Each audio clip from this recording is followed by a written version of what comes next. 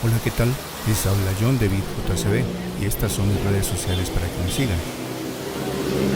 Si vieron mi video anterior del corredor Corzo-Facatativá, dejo enlace en la caja de descripción. Al llegar a Facatativá, empezamos a pensar por qué no sigue Regiotran de Occidente hacia el río Magdalena. En este video explicaré, como es habitual, basado en fuentes oficiales, las razones que nos llevan a empezar a disfrutar del tren solo hasta Facatativá. Pero además, al llegar a la restaurada estación de Facatativá, me llamó la atención el trabajo del Invías sobre el corredor férreo hasta Zipacón. Decidí recorrerlo en una extensión de 16 kilómetros, que inicia con un tramo en ascenso aproximadamente de 6 kilómetros y el resto está en bajada. Este será un video largo, pero vale la pena verlo por el impacto visual que produce la impresionante naturaleza de nuestra geografía. Además, vale la pena escucharlo por la información que quiero compartirles mientras hacemos el recorrido. Bienvenidos. Un poco de historia. Regiotran de Occidente nace de un proyecto por parte del Ministerio de Transporte y el Departamento Nacional de Planeación, el DNP, mediante el Plan Maestro de Transporte Intermodal, donde establecen cada uno de los modos de transporte carretero, fluvial, marítimo y férreo, cuál debería ser la estrategia en su momento para impulsar cada uno de estos modos, y específicamente para el proyecto del modo férreo, y dentro de este el corredor de Occidente, y lograr conectar el Magdalena Medio con el centro del país. Uno de los puntos de partida del proyecto Regiotran de Occidente fue el COMPES 3902, que se hizo en el año 2017 y declaró de importancia estratégica por parte de la nación la ejecución del proyecto y con ello lo apoya financieramente. El Plan Maestro de Transporte Intermodal establece que, por las condiciones técnicas que se presentan en la vía, desde el punto de vista de carga, durante el diagnóstico y la evaluación, establecen tratar de recuperar ese corredor férreo que viene desde el Magdalena Medio, Puerto Salgar, Honda, Villeta y de Villeta conectar hacia Facatativá. Una de las razones técnicas por las cuales no se puede impulsar este proyecto son por las condiciones que hoy se están presentando en este corredor, al ver que hay unos tramos en los cuales el corredor férreo tiene unas pendientes superiores o están alrededor del 3.5%. Si queremos reactivar la carga, las pendientes máximas que se puede manejar con un tren están entre el 1 y el 2%. Por otro lado, la configuración de geometría tiene además un impacto negativo, porque los radios de giro son menores a 100 metros y las adecuaciones necesarias serían de un costo muy alto. Entonces, desde lo que está establecido en el COMPES 3902, la nación define que lo mejor que se puede hacer, de acuerdo con el crecimiento que hoy tiene toda la sabana occidental, será implementar un tren de pasajeros en función de mejorar las condiciones de movilidad. El tramo Facatativá-Zipacón. El pasado 26 de mayo de 2022, el Invías informaba que en Cundinamarca, con una inversión de 33.000 millones de pesos, se pusieron en servicio 20 kilómetros de la vía verde entre Facatativá y Zipacón, incluyendo la recuperación de la estación de Facatativá. Este proyecto comprende el mantenimiento, limpieza, atención a puntos críticos, obras de drenaje, la señalización y la construcción de un nuevo corredor que permite que los colombianos puedan disfrutar del contacto con la naturaleza y la biodiversidad que se presenta a lo largo del recorrido. De los 3.338 kilómetros que conforman la red férrea nacional, más de 1.734 se encuentran inactivos desde hace más de 40 años. Sin uso alguno, debido al desarrollo que han tenido otros medios de transporte. Los parámetros de diseño y condiciones técnicas con los que fueron construidos no resultan adecuados, lo cual impide que los corredores férreos sean competitivos y a la vez impide una operación eficiente de trenes. Palabras Osvaldo Escobar Muriel. Tuve la grata oportunidad de reunirme con Osvaldo Escobar, ingeniero civil de la Pontificia Universidad Javeriana y magíster en historia de la misma universidad. Es además especialista en patología de las construcciones de la Universidad Santo Tomás. Su campo de investigación histórica son las líneas férreas con origen y destino Bogotá y Río Magdalena. Hoy ya son 3 libros publicados por el ingeniero Osvaldo y uno nuevo próximo a salir. En 2008 publicó Y el tren llegó a Bogotá, conexión férrea Río Magdalena, Bogotá 1870-1909. En 2018 publicó Los Caminos de Río Negro, Historia del Ferrocarril de Cundinamarca, 1847-1953. En 2022 publicó Los Rieles de una Ilusión, Historia del Ferrocarril del Norte, 1870-1950. Y próximamente publicará uno sobre el Ferrocarril del Nordeste.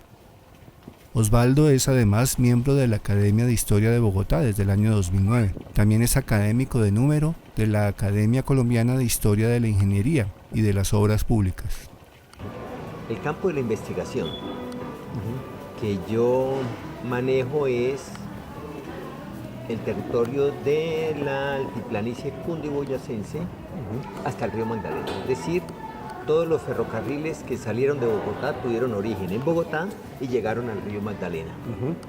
Desde los que se llamaban ferrocarriles cortos, que eran los que tenían máximo 100 kilómetros y que terminaban llegando entre Girardot y Honda, y los ferrocarriles ya largos, que estaban aproximadamente entre La Dorada y la desembocadura del río Sogamoso. Entonces, esos ferrocarriles, dependiendo de su longitud, también tenían unas condiciones de tipo técnico, que eran radios de giro y pendientes que eran muy diferentes por la longitud de la línea. Los ferrocarriles no aparecieron por arte de magia. Ellos primero fueron una consecuencia de unos caminos que existían desde antes que llegaran los españoles. Claro, con el tiempo algunas expediciones que se hicieron por allá a mediados del siglo XIX se llegó a la conclusión de que se podían hacer ferrocarriles si eran cortos, entonces ya con unas grandes pendientes que eran las que se utilizaban en Europa cuando los inicios de la Revolución Industrial y cuando en 1830 se puso en funcionamiento el primer ferrocarril comercial de la historia, que fue el que iban entre Manchester y Liverpool, que fue el ferrocarril de George Stephenson, que prácticamente fue el que definió las condiciones de la trocha por allá ya a finales del siglo, lo que se ha llamado la trocha estándar. Bueno, entonces esos caminos que habían en Colombia, que dependiendo al punto que llegaban, si llegaban muy arriba en el río Magdalena, o sea, ya en la desembocadura del río Sogamoso, o sea, después de que el río Magdalena era alimentado por grandes ríos como el río Negro, el río Opón, el río Carare y el mismo río Sogamoso, entonces el río Magdalena era cada vez más manejable, y en esas condiciones la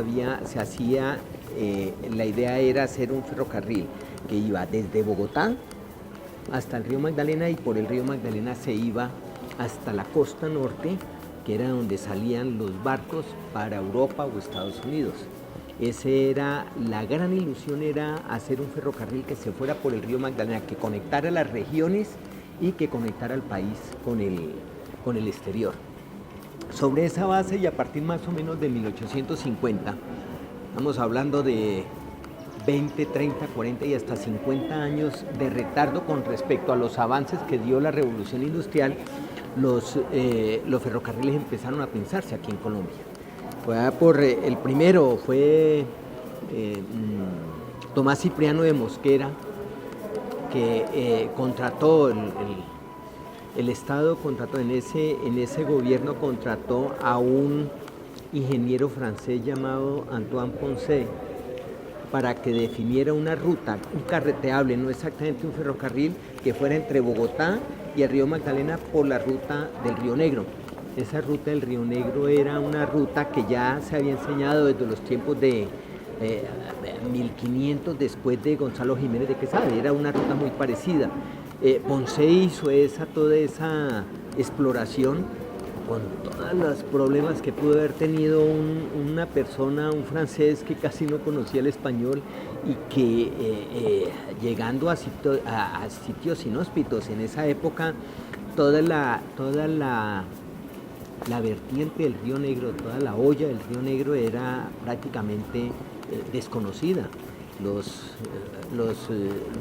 El avance de una exploración de esa se contaba casi que en cientos de metros muchas veces, porque era tan complicado meterse en esas selvas que la gente no avanzaba y se hacía todo a punto de lo que llamaban la vista de ojos.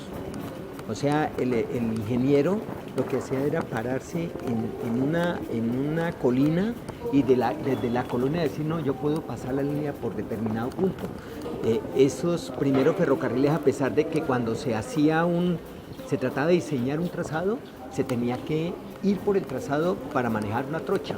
Era lo primero que se hacía, o sea, se abría el camino por donde debía ir la vía. En este caso no se pudo hacer así porque la selva era intransitable, entonces lo tenían que hacer desde lejos. Y eso fue lo que hizo Poncé, nunca hizo eso. Igual que unos años después le tocó a William Ridley, el inglés que estuvo haciendo el trazado de lo que en el futuro se llamaría el Ferrocarril del Norte. Entonces, a partir de 1950, Poncé hizo una exploración de la zona del Río Negro. Y unos años después vino un colombiano que se llamaba Indalecio Liévano. Indalecio Liévano, todo un personaje.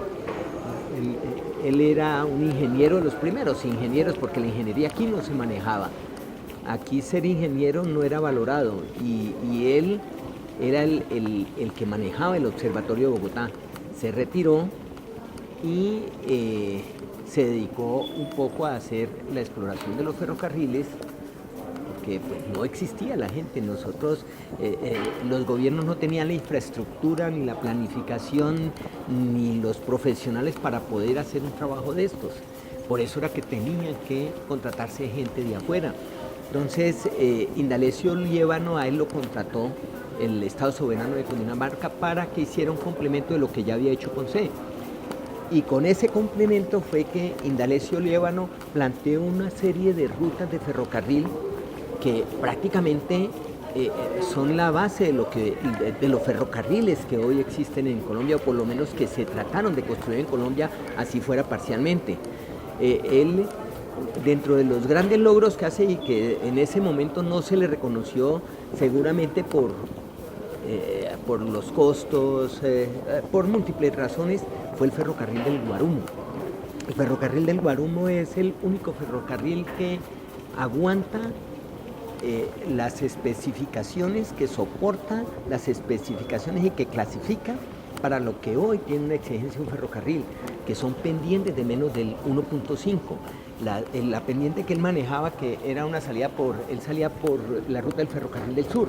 El ferrocarril del sur se construyó como parte del ferrocarril del Guarumo, porque eso va por Soacha, sale al Salto del Tequendama y sigue hasta el hospicio de la actual Gran Vía, que queda unos kilómetros abajo de la Mesa, seguía hasta Chaguaní y luego la Serranía del Sargento para salir por una depresión adelante, casi en La Dorada. Ese era el ferrocarril del Guarumo y tenía un ramal que era el ferrocarril de Girardot. Entonces, ese fue el intento serio de Indalecio Liévano para decir el ferrocarril va por ahí. Pero también dio otra alternativa que fue una variante del carreteable que planteó Poncé. Entonces él dijo, si le hizo unas variaciones, ese también fue un aporte de él. Y el tercer aporte fue lo que se llamó lo que él dio en llamar el Camino de Hierro Interrumpido, que fue por donde equivocadamente nosotros mandamos el ferrocarril desde Bogotá por Útica para salir allá a aguas más o menos por La Dorada, por Palanquero, Puerto Salgar, lo que hoy llamamos Puerto Salgar. Él dijo, hombre, tenemos que hacer un ferrocarril que vaya solamente hasta 5 kilómetros hasta adelante de Facatativá, hasta un sitio que llaman Los Manzanos. De ahí se debe hacer un transbordo a un camión y llegar hasta otro sitio muy cerca de Villeta que se llama Bagasal. Eso se tenía que hacer nuevamente con un transbordo en Bagasal para seguir el ferrocarril hasta ese sitio que él llamó Puerto Liévano. Él le dieron una concesión un tiempo después y empezó a construir un campamento que después ya fue casi un puerto. Se pensaba hacer un puerto, pero cometió el error de dejarlo en un recodo del río. y el río se lo llevó. Y esa es la razón por la que hoy, cuando uno ve el mapa del ferrocarril de Cundinamarca, que es la ruta, usted ve que el ferrocarril se devuelve, sube al norte, pasa al norte de La Dorada y luego se devuelve hacia La Dorada. Porque es que el ferrocarril no daba esa vuelta, sino que llegaba ahí directo a Puerto Líbano. Entonces, cuando se derrumbó eso, terminó el gobierno, ya eso es casi a mediados de siglo, decidió devolverse hasta La Dorada. Entonces, volviendo a al ferrocarril de Guarumo, él hizo un ramal a Girardot. Ese ramal no era para ir directamente a la costa, sino que cuando llegó Francisco Javier Cisneros por 1881 más o menos, porque lo llamó Rafael Núñez. Francisco Javier Cisneros era cubano, pero estaba residenciado en Estados Unidos porque tuvo problemas en Cuba, y lo tuvo con los españoles en esa guerra que hubo entre España y Cuba, y de ahí lo llamaron a Colombia para que diera su concepto sobre lo mejor que se podía hacer en ferrocarriles en Colombia, y él definió 2 o 3 casi parámetros de lo que deberían ser los ferrocarriles en Colombia, y es, primero, que la conexión con Bogotá se debe hacer por Girardot. ¿Por qué? Porque Girardot era toda esa zona que abarcaba un ferrocarril era una zona próspera, porque habían productos para transportar, ¿sí? Habían productos para transportar y además de eso, era el trayecto más corto que se podía hacer, y por tanto era lo más barato. Y entonces él lo que pensaba era, como Girardot queda en el Alto Magdalena, el río Magdalena está dividido en 2 partes. El Alto Magdalena, que va desde Honda hasta el Nacimiento, y el Bajo Magdalena, que va desde Honda hasta la costa. En Honda hay una cosa que se llaman los saltos de Honda, que son unos rápidos que son imposibles de que pasara un barco por ahí. Entonces la navegación queda cortada ahí, y Cisneros, al poner a Girardot como el destino del río Magdalena, no podía pasar esos saltos de Honda por río. Entonces lo que hizo fue proponer un ferrocarril, que es el de La Dorada, que iba entre Girardot y pasaba hasta La Dorada. Y en La Dorada entonces sí se hacía el transbordo a barco, y se iba hasta la costa.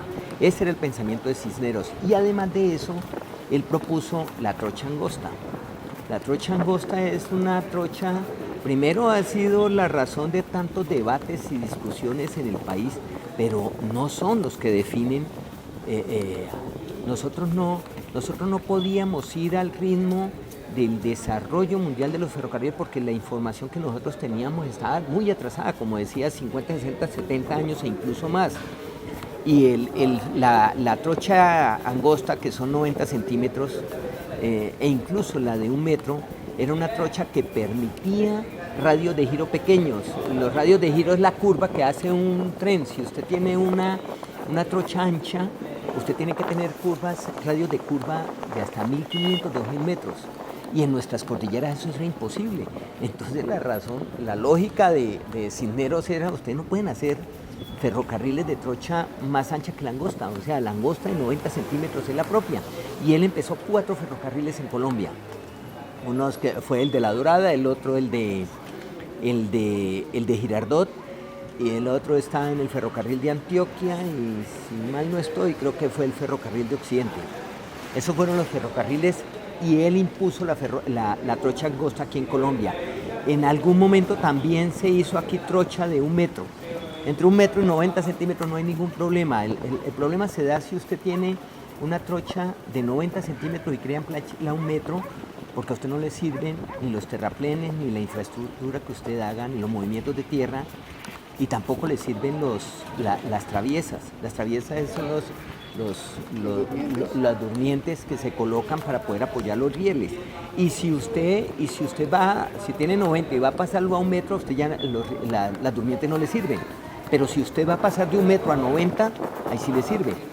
Entonces, sería tonto pensar que se fuera a pasar de 90 centímetros a 1,43, porque eran unas condiciones muy diferentes. A usted los terraplenes no le daban, las excavaciones no le daban, las durmientes no le daban, así que usted prácticamente tenía solamente el trazado y le toca cambiar todo lo que era la infraestructura del ferrocarril, porque usted no podía hacerlo. Entonces, cuando aquí en Colombia se hizo lo de 90 centímetros, la discusión era entre 90 y 1 metro, que era una discusión que es mucho más sencilla que la que tenían, por ejemplo, en Argentina, donde había fácilmente 10, 12 anchos de trocha diferentes. Nosotros sí tenemos de eso, que Argentina es un país completamente llano. El caso nuestro era un caso bien complicado que daba para que en Inglaterra se pensara seriamente que había que construir una infraestructura especial para los países andinos. Ahí fue donde, por ejemplo, se pensó en el zigzag. El zigzag es un sistema en donde usted va subiendo la montaña en zigzag, pero en un sentido el tren va avanzando con la locomotora adelante y le hacen una longitud de riel más largo, y entonces el tren se mete allá y luego se devuelve y va subiendo la colina, pero devolviéndose. No sé cómo explicarlo así verbalmente, pero se va subiendo de una forma tal que usted a veces la locomotora la tiene adelante y luego la tiene atrás porque se está devolviendo, pero cada vez subiendo la montaña. Los sistemas de planos inclinados, que era un motor fijo colocado en la parte superior de una colina y que jalaba los vagones. En ese momento las velocidades no importaban, porque se estaba cambiando de velocidades que podían ser de 3, 4 kilómetros por hora a velocidades que podían ser de 10, 15, 20 kilómetros por hora, y la gente estaba feliz. Pero en la medida que pasó el tiempo y se fueron las velocidades aumentando, ya eso no servía. Entonces los ferrocarriles de alta montaña, los ferrocarriles que requerían pendientes de más del 2%, por dar un número redondo, empezaron a fracasar como sistemas importantes en todos los países. Desde Inglaterra, que fue el pionero de los ferrocarriles, el norte de Inglaterra, y luego Bélgica, que fue el segundo país que adoptó la industria de los ferrocarriles para exportación. Ya después pasó a Francia, Italia, Alemania y el mismo Japón. Pero inicialmente el primer país fue Inglaterra y después fue Bélgica. Y ellos fueron los que intervinieron directamente en toda la creación del sistema férreo colombiano en sus inicios en la segunda parte del siglo XIX. Entonces, iba en el ferrocarril de Girardot, sí. Entonces, Cisneros lo que propuso fue el ramal que había planteado Indalecio Liévano como parte del ferrocarril del Guarumo, fue el que él recomendó para que se llegara a Bogotá, pero él llegaba hasta el Hospicio, que es actualmente la Gran Vía, al lado de 5 kilómetros adelante de la Mesa, y él salía hacia el Salto del Tequendama, y por ahí cogía la ruta de lo que en algún momento fue el Ferrocarril del Sur para llegar a la estación de La Sabana. Pero posteriormente, cuando se dio de alguna forma esta explosión de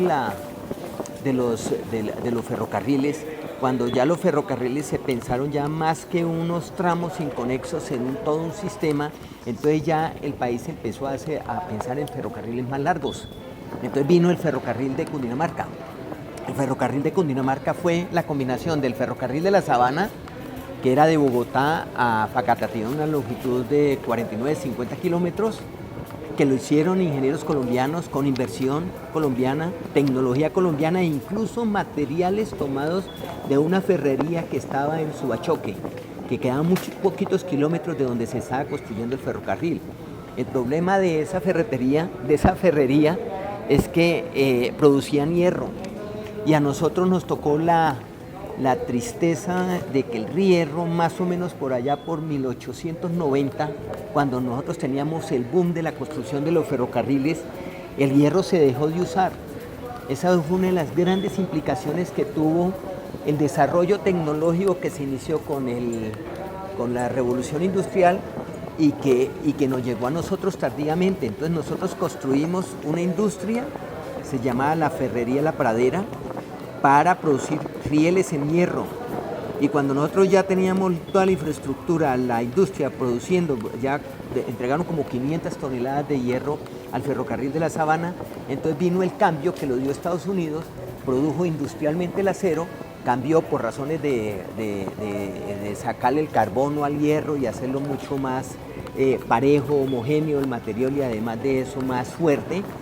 Entonces a nosotros se nos acabó la ferrería de la Pradera. Ese fue un esfuerzo industrial que se hizo, que fue muy grande en su momento, hoy causa risa, pero en su momento fue un esfuerzo muy grande y esa ferrería desapareció, se quemó, los extranjeros que estaban, que funcionaban, que trabajaban ahí, empezaron a pedir mucha plata y entonces esa ferrería, antes de que se terminara, antes de que apareciera por allá a principios del siglo, finales del XIX, principios del XX, la guerra de los 1000 días, la ferrería de la Pradera desapareció.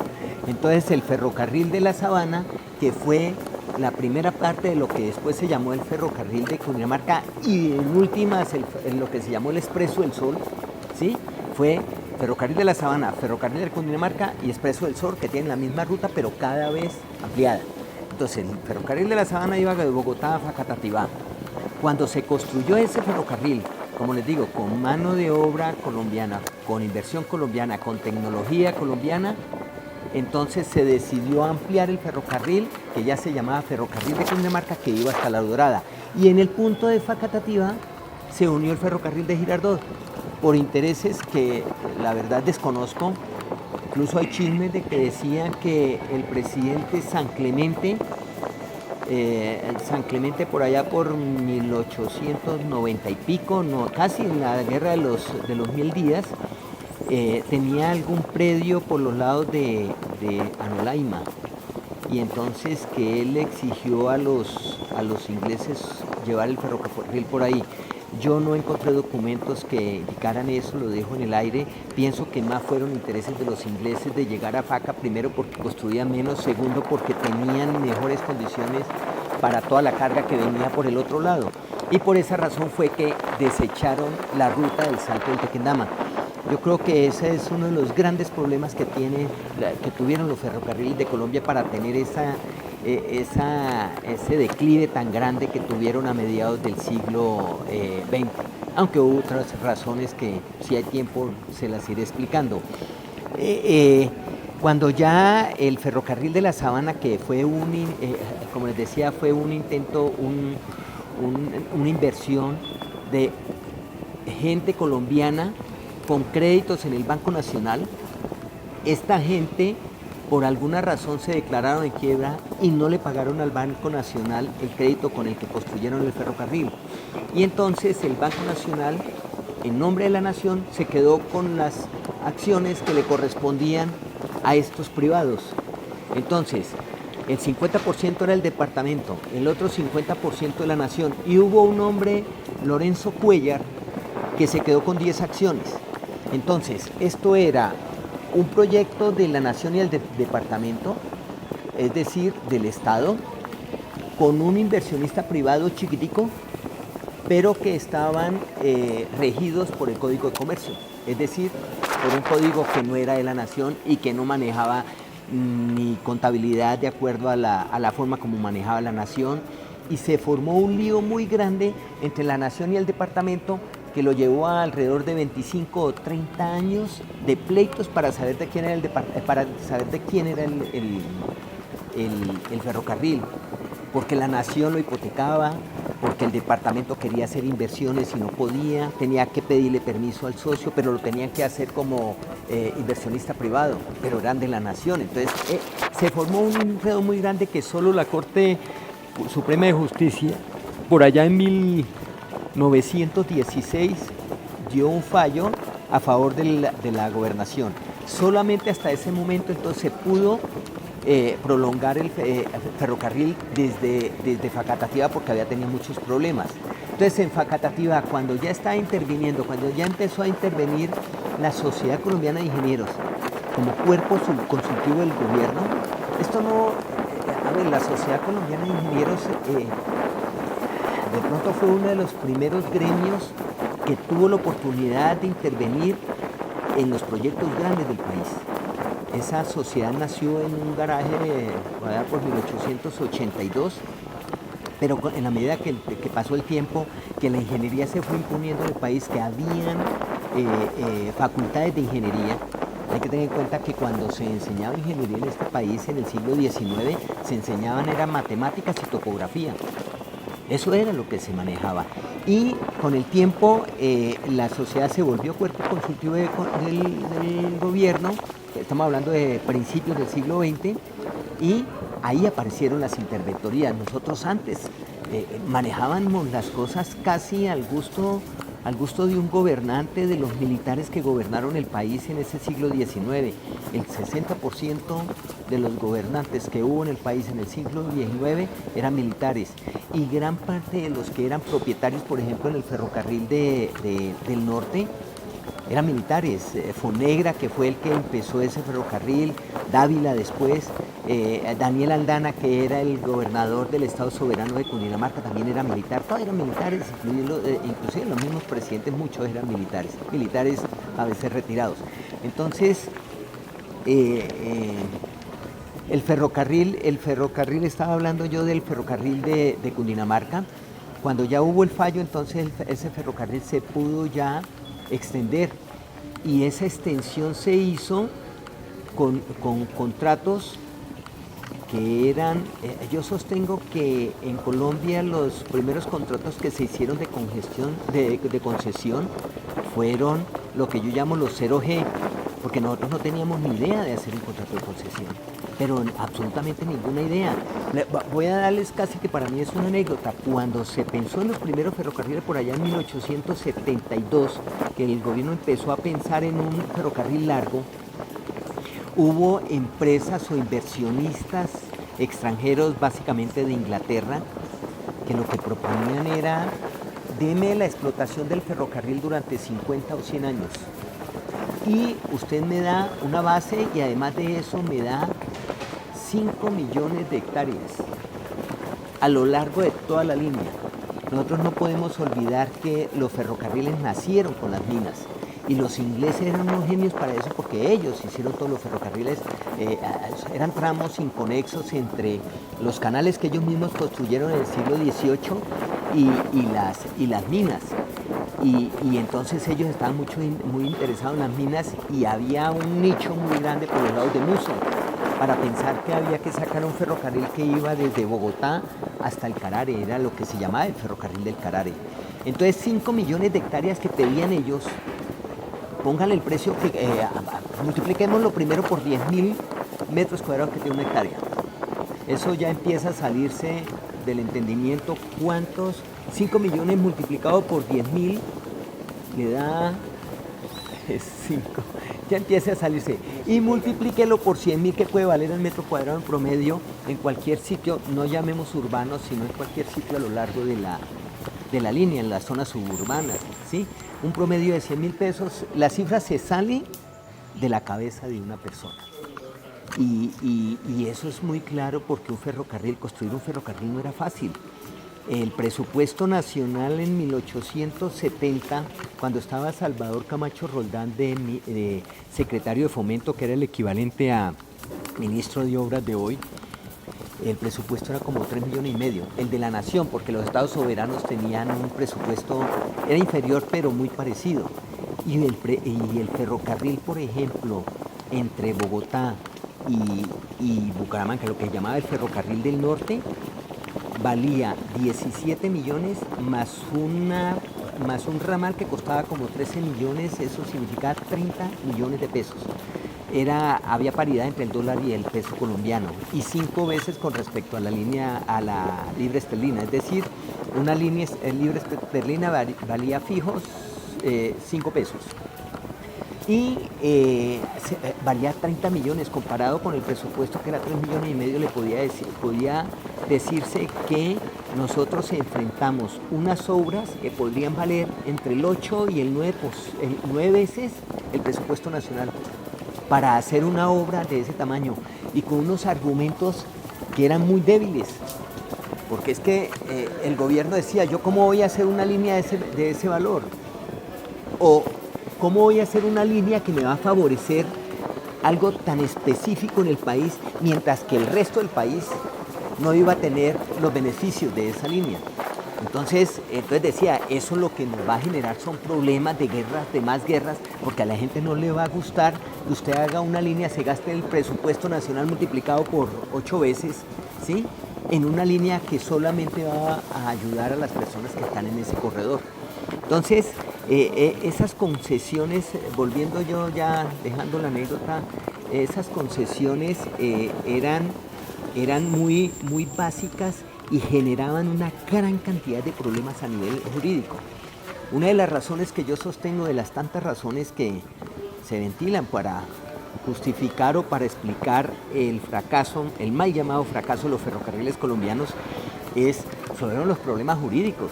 Estoy comentando que el ferrocarril de Cundinamarca, para poderse construir, ese ferrocarril duró más de 25 años en un pleito, y el ferrocarril del norte estuvo en igual condición. Solamente por allá por 1924 fue que empezaron a definirse las situaciones jurídicas de ese ferrocarril. Entonces, volviendo al ferrocarril de Cundinamarca, ese ferrocarril, cuando se siguió ampliando con respecto al ferrocarril de la Sabana, en gran parte, una partecita la tomó el gobierno mismo. Dijo, vamos a hacer esto por administración directa. Pero el gobierno estaba pensando salir de Faca hacia el Rosal. Eso es la calle 80, la salida a Subechoque.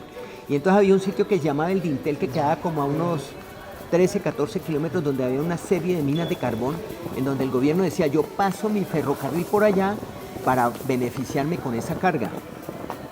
Pero resulta que la gente de Albán empezó a protestar y dijo, ¿por qué no lo pasamos por acá? Entonces ellos lo que propusieron era, pasemos la tribuna, llegamos al Albán y pasamos hasta Villeta. Pero ellos no lo pensaron como lo había pensado Indalecio Lévano, que era esa parte del camión, sino que buscaron diseños para que el ferrocarril pasara allá.